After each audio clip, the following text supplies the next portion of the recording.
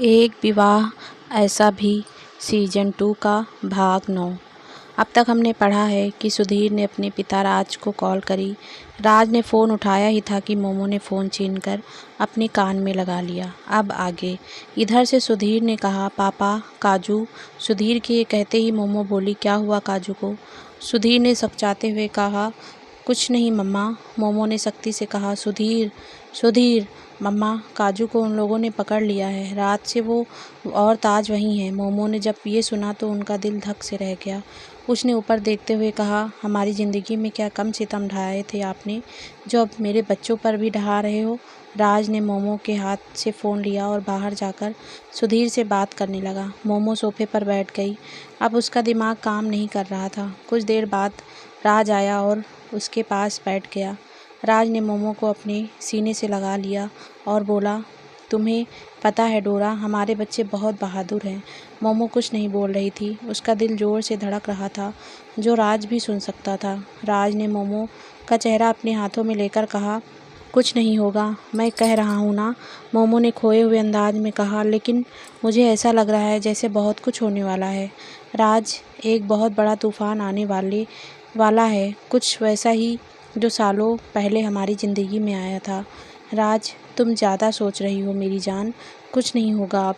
मोमो फिर से राज के सीने से लग गई और बोली, मैं चाहूँगी ऐसा कुछ ना हो। काजू अंदर कैद हो चुकी थी। अब उसके साथ क्या होने वाला था ये तो वो खुद भी नहीं जानती थी। काजू एक और चुपचाप बैठने वाली थी कि कमरे का दरवाज़ा फिर से खुला। काजू आधी झुकी थी कि फिर से खड़ी हो गई। एक खूबसूरत सी लड़की अंदर आई और उसके साथ कुछ औरतें भी अंदर आ गई। लड़की काजू के पास आकर बोली, हाय, मैं चीनी, चीमा की बहन और तुम्हारी दोस्त। काजू को समझ आ गया, जिस लड़की को दोस्त बनकर वह यहाँ आई थी वो चीनी बहुत चालू लड़की है। चीनी ने मुस्कुराते हुए काजू को देखकर कहा, तुम्हें क्या लगा हम सब बेवकूफ़ हैं जो ऐसे ही किसी को अंदर आने देंगे? पहली बात तो मेरी कोई दोस्त ही नहीं है, और होती भी तो भी मैं उसे अपने घर भी कभी नहीं बुलाती। काजू चुप रही तो चीनी आगे बोली, खैर अब तो तुम्हें हमेशा के लिए यहीं रहना है, तो बातचीत होती ही रहेगी। काजू ने हैरानी से कहा, मुझे यहाँ क्यों रहना है? चीनी, अरे मेरे भाई को तुम पसंद आ गई हो, और तुम तो रूप को छुड़ाने आई थी ना। हम रूप को छोड़ देंगे, लेकिन उसके बदले में मेरे भाई तुमसे शादी कर लेंगे। काजू की आंखें फटी की फटी रह गई। वो चीनी को देखती ही रह गई थी। चीनी ने एक औरत को इशारा किया। औरत काजू के पास आई और उसे एक बैग देकर अपनी जगह पर वापस चली गई। चीनी ने आदेश देते हुए कहा, पहनो ये। काजू ने बैग को फेंकते हुए कहा, ये क्या बकवास है, मैं कोई शादी नहीं करने वाली, जाओ यहाँ से तुम सब। चीनी ने जलती आंखों से काजू की ओर बढ़ते हुए कहा, हम यहाँ से जाने नहीं, तुझे ले जाने आए हैं, समझी? पहनो ये कपड़े। काजू हिली ही नहीं तो चीनी ने बैग उठाकर काजू को थमाते हुए कहा, अगर रूप को जिंदा देखना चाहती हो तो चुपचाप जल्दी से तैयार हो जाओ, तुम्हारी थोड़ी सी देरी रूप की जान ले सकती है। काजू ये सुनकर अंदर तक कांप गई। उसने कपड़े लिए और जल्दी से पहनकर सबके सामने खड़ी हो गई। दो औरतों ने उसको ठीक से तैयार कर दिया। चीनी ने काजू को बाजू से पकड़ा और बाहर ले आई। काजू ने बाहर आकर देखा तो सब और शादी की तैयारियां हो चुकी थी। मंडप में दूल्हा सेहरा बांधे बैठा था। हालांकि काजू उसका चेहरा नहीं देख पाई, लेकिन बॉडी से वो चीमा ही था। काजू उसके जिस चेहरे को देखकर हंस रही थी, अब सोचने मात्र से ही उसे डर लगने लगा था। काजू रो नहीं रही थी, लेकिन उसकी आंखों में डर साफ झलक रहा था। काजू मंडप के पास पहुंच गई तो जूस वाले ने उसे जूस दिया। काजू ने जूस नहीं पीना चाहा, लेकिन चीनी ने उसे ज़बरदस्ती पिला दिया।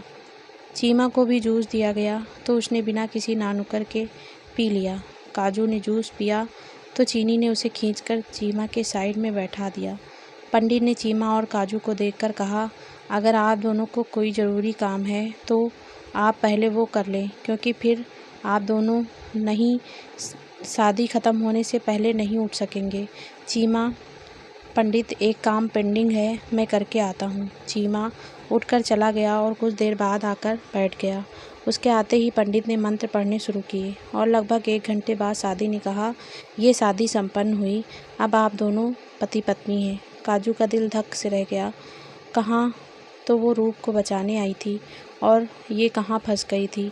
उसके दिमाग में काम करना बंद कर दिया था। लेकिन तभी उसके सामने उसे रूप दिखाई दी। रूप ने रो रो कर खुद का हाल बहुत बुरा बना रखा था। उसकी आंखें सूजी हुई थी। अब रूप काजू को देखकर और ज़्यादा रोने लगी थी, लेकिन काजू अब कुछ बोलने की हालत में नहीं थी। चीनी रूप के पास आई और उसके मुंह को कपड़े से कसकर बोली, अब तू जा सकती है। बोली, देख तेरी दोस्त ने तेरी खातिर खुद की बलि चढ़ा दी। रूप रोते हुए बोली, नहीं, मैं नहीं जाऊंगी। तुम सबने ये अच्छा नहीं किया। राज अंकल तुम सबको छोड़ेंगे नहीं। चीनी रूप के पास से हटकर चीमा की ओर बढ़ते हुए बोली, अरे भाई तुझे कहाँ क्या हो गया? अब तो शादी भी हो गई है, सेहरा हटा दे अब तो। चीनी चीमा के ठीक पास आकर खड़ी होकर उसका सेहरा हटाने लगी। चीनी ने जैसे ही सेहरा हटाया वो चौंक कर बोली, कौन हो तुम? लेकिन तब तक उस लड़के ने चीनी पर बंदूक तान दी। चीनी पर तनी बंदूक को देखकर वहाँ खड़े सभी आदमियों ने अपने पास से गन निकाली और उस बंदूक वाले लड़के पर तान दी। लेकिन तभी भीमा की ओर से आवाज़ आई, सब अपनी बंदूकें नीचे रख दो, वरना ये भीमा मारा जाएगा। काजू ने देखा ताज भीमा पर गन ताने खड़ा था और उसके आसपास के आदमी उस पर गन ताने हुए थे। तभी एक ओर से आवाज़ आती है, और ये तुम्हारा बदसूरत चीमा भी मारा जाएगा। काजू ने मुड़कर देखा तो चीमा उधर खड़ा था। अब काजू ने दूल्हे को देखना चाहा, लेकिन उसका चेहरा तो दूसरी ओर था। काजू अपनी जगह से उठी और दूल्हे के सामने चली गई तो पाया कि वो जैनिल था। वो बॉडी में खुद को चीमा बनाए हुए था। अब बाजी पलट चुकी थी। भीमा पर ताज ने, चीनी पर जैनिल और चीमा पर मानो ने गन तानी हुई थी। रूप भी काजू के पास आकर खड़ी हो गई। ताज ने भीमा को उठने के लिए कहा और उन सबको वहाँ से बाहर ले जाने के लिए बोला। भीमा बिना किसी डर के उठा और ताली बजाते हुए बोला, भाई मानना पड़ेगा तुम बच्चों लोगों को। हमारी इतनी सिक्योरिटी के बावजूद तुम सब ने ये कर दिखाया। चलो अब हम सम्मान सहित तुम सबको छोड़ देते हैं। चीमा ये क्या कर रहे हैं बापू? चीमा को गुस्से से देखते हुए कहा, चुप कर तू। भीमा ने खुद तो ना जाने कहाँ फरार था। अब तो शादी हो चुकी है, अब हम कुछ भी कर नहीं सकते। चीमा बापू, जूस में कुछ मिलाया था किसी ने, जिससे मेरा पेट खराब हो गया और मुझे जाना पड़ा। वहाँ इन लोगों ने मुझे बांध दिया था, उसी में और बंद भी कर दिया। मैं क्या कर सकता था बापू? भीमा कुछ नहीं बोला तो ताज के आगे आगे चलने लगा तो जैनिल और मानो भी चीमा और चीनी पर गन ताने उसके पीछे चल पड़े। काजू और रूप भी जैनिल के साथ साथ चल पड़ी थी। रूप ने काजू का हाथ कसकर पकड़ा था और काजू ने जैनिल को कसकर पकड़ा था। दोनों ही अंदर तक सहमी हुई थी। अब सब घर के बाहर आ गए तो ताज ने घर के मेन दरवाजे को बंद कर दिया, जिससे उनके सभी आदमी अंदर ही रह गए थे। सुधीर, तनु और मनु सब बाहर ही खड़े थे। काजू को देखते ही तनु और मनु उसके पास आ गई और उसे गले लगा लिया।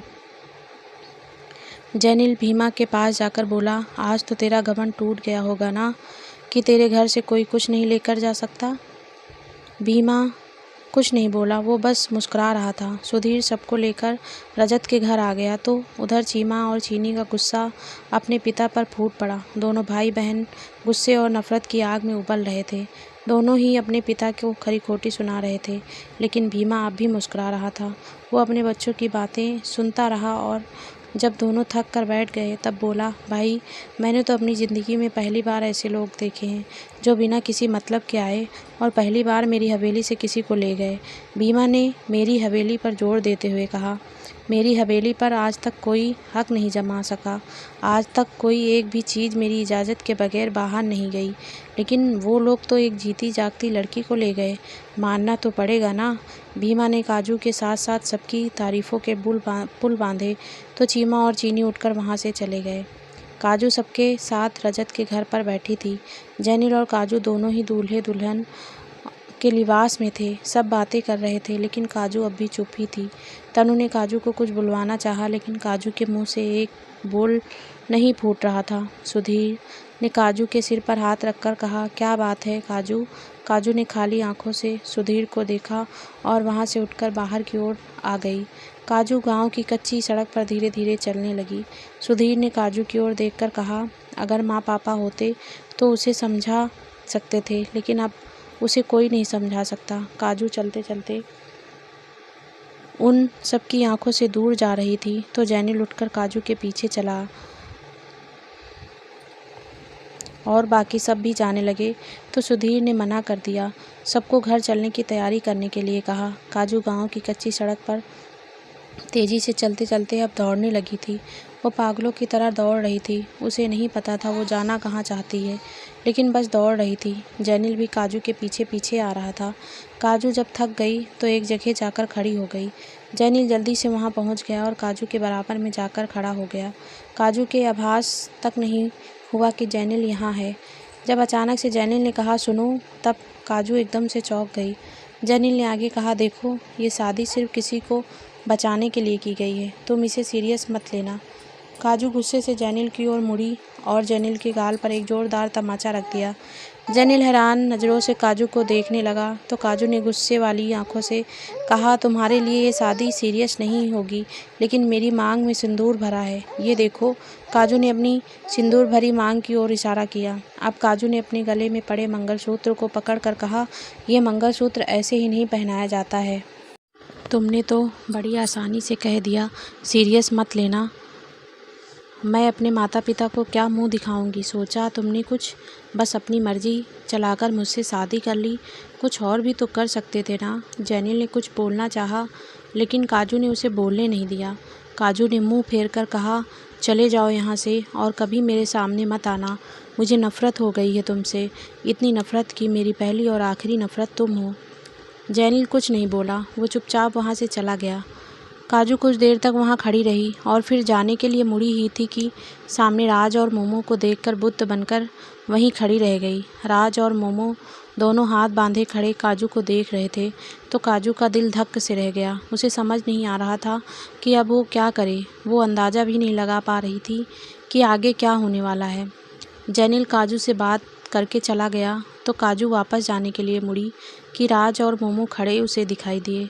काजू उनको देखकर बुत्त बनकर खड़ी रही। काजू आगे नहीं गई तो राज और मोमो दोनों काजू के पास आए।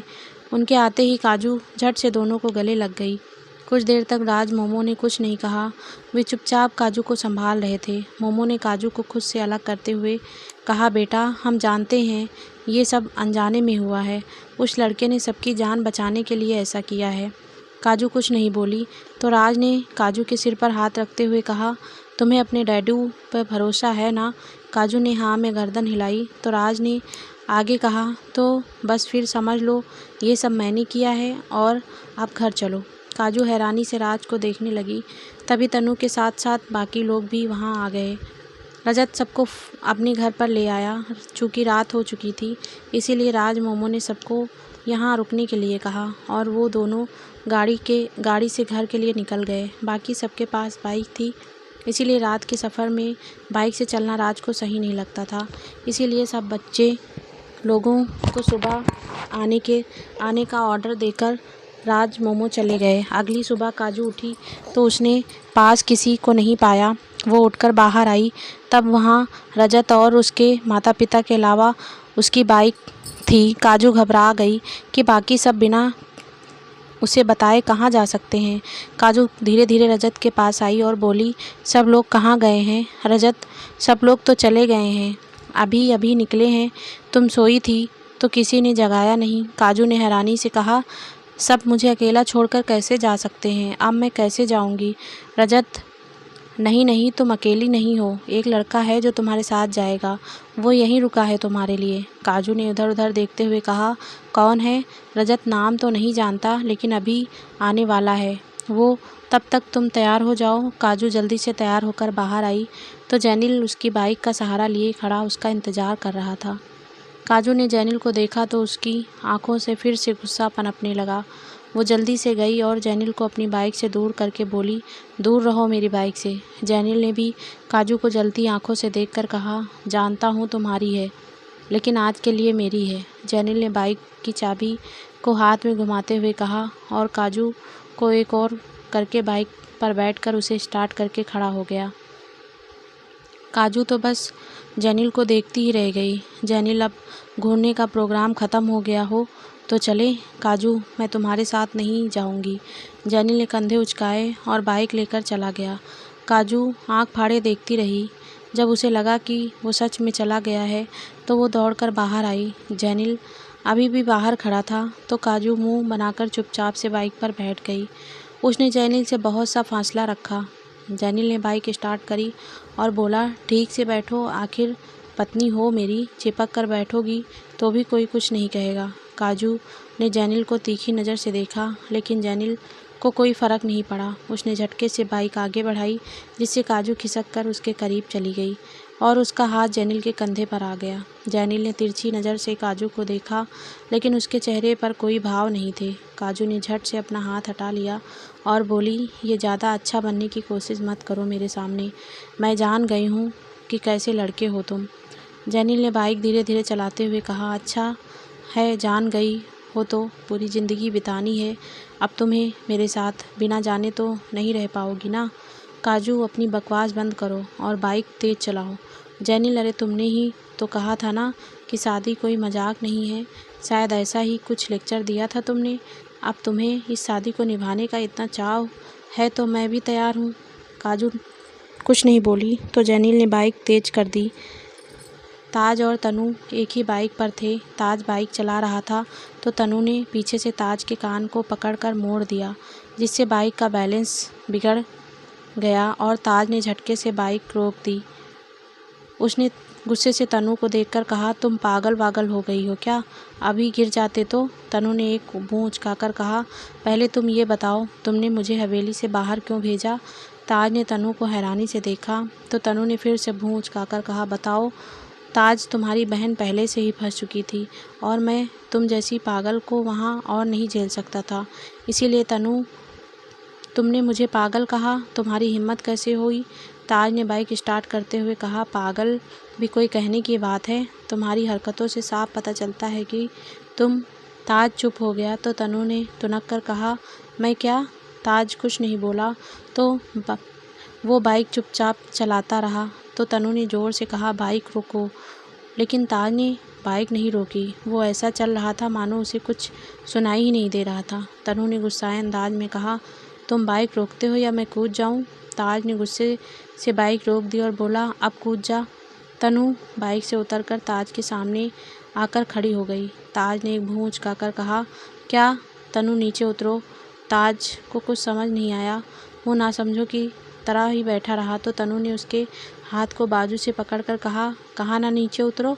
ताज उतर गया तो तनु ने ड्राइविंग सीट संभाल ली और ताज को पीछे बैठने का इशारा किया। ताज बिना कुछ बोले ही बैठ गया। मानव और मनु एक बाइक पर थे। मनु चुपचाप नज़ारा देखे जा रही थी और मानव मनु को शीशे में से देख कर मुस्कुरा रहा था।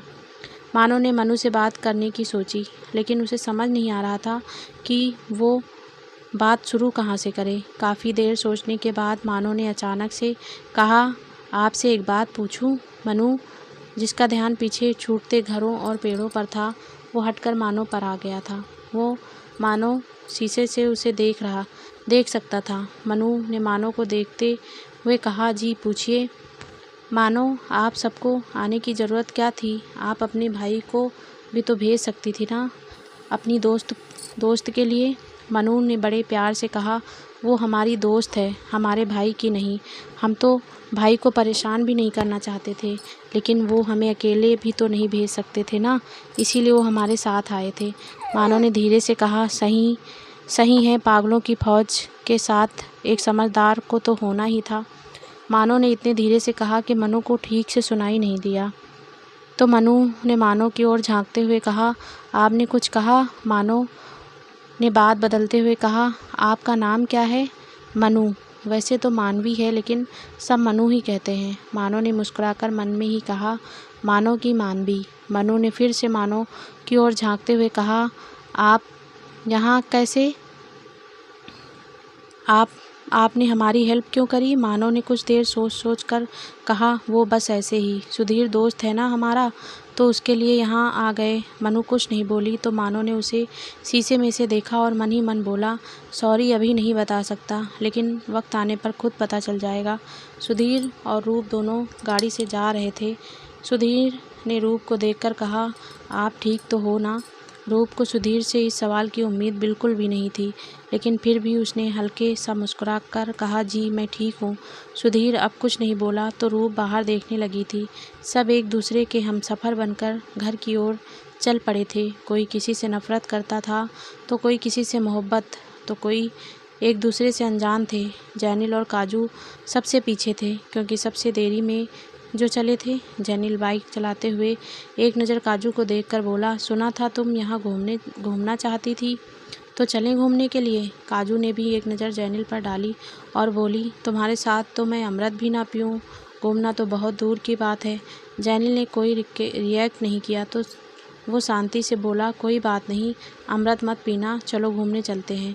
काजू मुझे मेरे घर ले चलो चुपचाप। जैनिल कुछ कहना चाहा, उससे पहले ही उसका फ़ोन बजा। जैनिल ने बाइक रोककर कॉल रिसीव करी। सामने से किसी ने कुछ कहा तो जैनिल के चेहरे पर सुकून की लहर दौड़ गई। काजू ने जैनिल के चेहरे का जायज़ा लेते हुए कहा, जो इतना खुश हो रहे हो, क्या हुआ है? गर्लफ्रेंड ने कुछ खास बात बोल दी कि क्या? जैनिल ने लंबी सांस ली और फ़ोन को रखते हुए बोला, बॉयफ्रेंड गर्लफ्रेंड तुम जैसे लोगों के होते हैं, हम जैसों के नहीं। जैनिल के ये कहते ही काजू का गुस्सा 7वें आसमान पर चढ़ गया था। उसने बाइक से उतरकर जैनिल के सामने आकर कहा, हम जैसे लोग, तुम समझते क्या हो अपने आप को? कोई बहुत बड़े 30 मार खां हो तुम? जैनिल पर काजू की बातों का कोई असर नहीं हुआ। उसने बाइक को रेस देते हुए कहा, चलना है तो बैठ जाओ, वरना मैं चला जाऊंगा, वक्त नहीं है मेरे पास। काजू ने फिर से जैनिल को घूरा और हाथ बांधकर खड़ी हो गई। अब जैनिल का गुस्सा भी बढ़ गया तो उसने काजू पर भड़कते हुए कहा, तुम्हें एक बार में समझ नहीं आता क्या? बैठती हो या मैं ज़बरदस्ती बैठाऊं? काजू जैनिल के ऐसे बोलने से सहम सी गई। वो बिना कुछ बोले बाइक पर बैठ गई। जैनिल ने बाइक आगे बढ़ा दी। अब दोनों के बीच शांति आ चुकी थी, जो दोनों के बीच बैठ गई थी। तनु बाइक को स्पीड में चला रहा था, जो ताज को बिल्कुल पसंद नहीं आ रही थी। ताज ने बहुत बार तनु को धीरे चलने के लिए कहा, लेकिन तनु पर तो मानो बाइक को भगाने का भूत सवार था। ताज के बार बार कहने पर भी तनु ने धीरे नहीं किया तो ताज ने तनु की कमर पर दोनों हाथ रख दिए, जिससे तनु असहज हो गई। वो आंखों को मटकाने लगी तो ताज ने मुस्कुराकर कहा, देख लो, अगर धीरे नहीं चलाओगी तो मुझे तुम्हें कसकर पकड़ना पड़ेगा ना। तनु ने ताज को घूर कर देखा और बाइक रोककर ताज के हाथों को अपनी कमर से हटा दिए। अब वो धीरे धीरे चलने लगी थी। ताज मुस्कुरा दिया। कुछ देर बाद सब एक रेस्टोरेंट में पहुंच गए। जैनिल और काजू को छोड़कर वो दोनों अभी तक नहीं आए थे। सब ने खाना खाया और रेस्ट करने लगे। सुधीर ने काजू को कॉल किया और बताया कि वे सब जा रहे हैं, तुम दोनों खाना खा लेना और अब घर पर ही मिलेंगे। काजू ने हाँ कहा और फ़ोन रख दिया। सुधीर के साथ साथ अब सब चल पड़े थे। काजू ने सुधीर की खाने वाली बात जैनिल को नहीं बताई, क्योंकि वो तो उससे नाराज़ थी ना। लेकिन जैनिल को तो कोई ध्यान ही नहीं था। काजू अब भी चुपचाप बैठी थी। कुछ देर बाद जैनिल ने शीशे में से काजू को देखा तो पाया कि उसका चेहरा उतरा हुआ था। जैनिल ने एक सेकंड के लिए अपनी आंखें बंद करी और फिर खोलकर बोला, वो गुस्सा आ गया था क्योंकि तुम जिद कर रही थी। काजू कुछ नहीं बोली तो जैनिल भी चुप हो गया। काजू ने मन ही मन कहा, सॉरी बोलना तो ऐसे बोल आता है, सॉरी बोलना तो जैसे आता ही ना हो इसे, सड़ू कहीं का। जैनिल को ध्यान आया कि काजू को खाना खिलाना है। उसने एक रेस्टोरेंट पर बाइक रोकी तो काजू उतरकर एक और खड़ी हो गई। वो जैनिल को नहीं देख रही थी तो जैनिल ने अपनी जेब में हाथ डालकर उसके सामने आते हुए कहा, देखो, मुझे आदत है खाना वक्त बेवक्त खाने की, तुम जाकर खा लो। काजू ने दूसरी ओर देखकर कहा, एक दिन नहीं खाऊंगी तो मर नहीं जाऊंगी। जैनिल को फिर से गुस्सा आ गया। उसने काजू का हाथ पकड़ा और रेस्टोरेंट की ओर बढ़ गया। काजू ने अपना हाथ छुड़ाने की कोशिश करी, लेकिन उसकी एक न चली। जैनिल ने एक टेबल के पास ले जाकर उसे बैठा दिया और ख़ुद भी उसके सामने बैठ गया। जैनिल काजू को बुरी तरह से घूरने लगा। काजू ने बिना किसी भाव से कहा, घूरने की वजह जान सकती हूँ? जैनिल ने बहुत ही रोबीले अंदाज में कहा, अगर अब कभी मरने की बात करी तो मुझसे बुरा कोई नहीं होगा। तुम पत्नी हो मेरी और जिम्मेदारी भी। समझी? काजू ने मुंह बनाकर कहा। तुमसे बुरा तो कोई हो भी नहीं सकता। काजू के कहने से जेनिल को कोई फ़र्क नहीं पड़ा। वेटर दोनों के लिए खाना ले आया। तो दोस्तों, इस पार्ट को यहीं पर समाप्त करती हूँ और नेक्स्ट पार्ट जल्दी चैनल पर अपलोड होगा। आप सभी प्लीज़ कमेंट करके बताना कि वीडियो को कंटिन्यू करूँ कि ना करूँ। प्लीज़ दोस्तों और वीडियो को लाइक शेयर करना दोस्तों, प्लीज़ कमेंट ज़रूर करना।